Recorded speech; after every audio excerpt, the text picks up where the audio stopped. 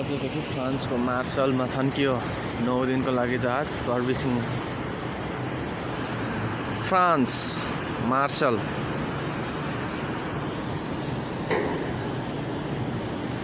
पुरै सर्भिस सेन्टरमा आएर छिर्यो।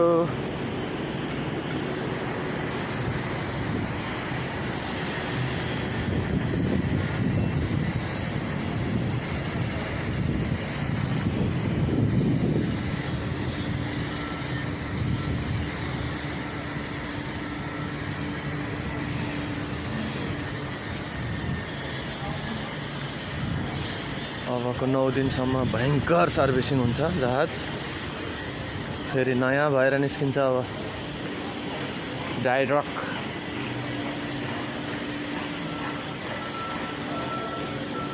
अब भोलिदेखि पुरै फ्रान्स घुम्ने सक्दो प्रयास हुन्छ। कहाँ कहाँसम्म पुगिन्छ हेरौँ।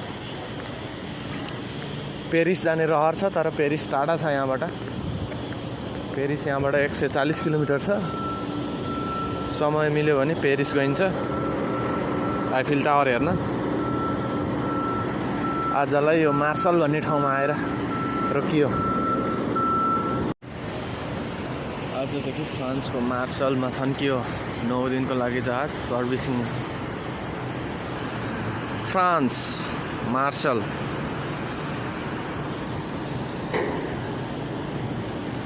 पुरै सर्भिस सेन्टरमा आएर छिर्यो।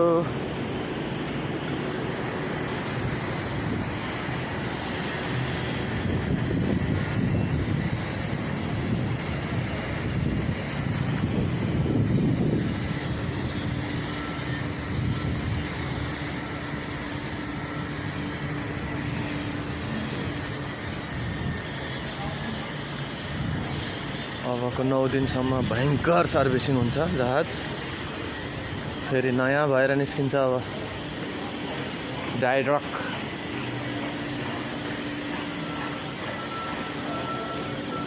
अब भोलिदेखि पुरै फ्रान्स घुम्ने सक्दो प्रयास हुन्छ। कहाँ कहाँसम्म पुगिन्छ हेरौँ। पेरिस जाने रहर छ, तर पेरिस टाढा छ यहाँबाट। पेरिस यहाँबाट 140 किलोमिटर छ। समय मिल्यो भने पेरिस गइन्छ आइफिल टावर हेर्न। आजलाई यो मार्सल भन्ने ठाउँमा आएर रोकियो। अब भोलिदेखि कम्पनीको फ्री गाडीले कहाँ कहाँसम्म घुमाउँछ त्यहाँसम्म मात्रै जाने हो।